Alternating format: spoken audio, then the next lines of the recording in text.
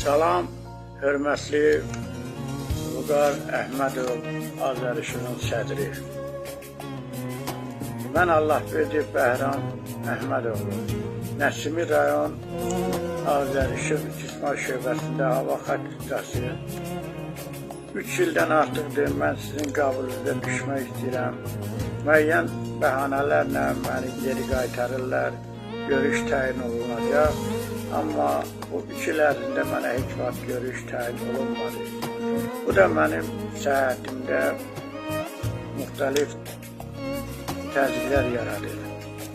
Xahiş edirəm sizdən məni qəbul edəsiniz, mənim müraciətimi nəzərə alaraq məni qəbul edəsiniz. Əvvəlcədən öz təşəkkürümü sizə bildirirəm. Çox sağ olun.